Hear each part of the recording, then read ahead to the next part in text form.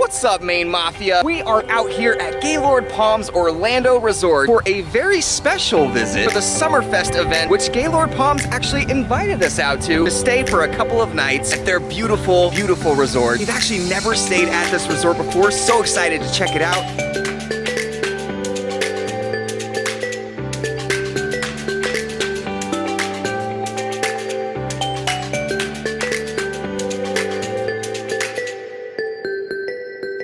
I know the question that a lot of you are going to ask is how close is it to the Disney parks? We actually timed it and it only took us 7 minutes to get to Epcot in a car. Immediately this place is super impressive right when you first walk in, and you really get the size and the scale of this thing. The first place you're going to visit in this gigantic lobby is right here at the check-in. There's also a bar in the lobby called Socio. It's kind of like a Cuban style bar slash eats. Here's that event we were talking about earlier. It's called SummerFest. The giant flip-flop's cool. The patio of the Socio, the same bar we saw earlier. I don't know, I might like the outside even better. We are standing in the heart of the hotel, and look at the glass ceiling. I mean, it's just gigantic. You'll start to notice that the theming of this resort is all different sections of Florida in one spot. Think of it almost like an Epcot version of Florida. The section that we're in is called the Everglades. Right here in the Everglades, they have their signature restaurant, which is called Old Hickory Steakhouse. How it looks on the outside, which is basically like a wooden shack in the Everglades. This restaurant, my friends, has some of the best steak in town. We are talking about fine dining. So everything about the Everglades is pretty accurate to the real thing. Other than the bugs, it's pretty spot on accurate. Moving on throughout the atrium, right behind me is Key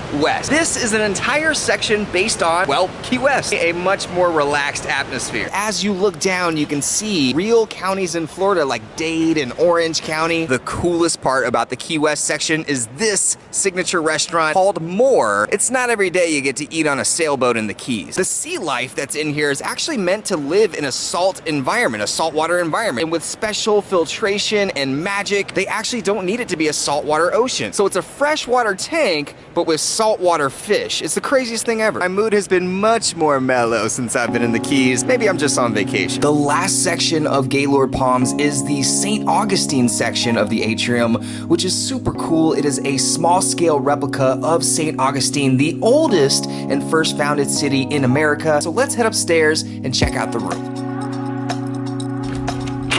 And here is the beautiful room. This is an atrium view room with a king-size bed, a pull-out love seat, which turns into kind of like a bed. Here are the bathrooms, gigantic, well-lit mirror. His and her sinks are actually really cool. They're angled. Each person can have their own individual space. There's actually a seat in this shower, a desk right here for work. But the best part about this room is, of course, the view. Look at that view.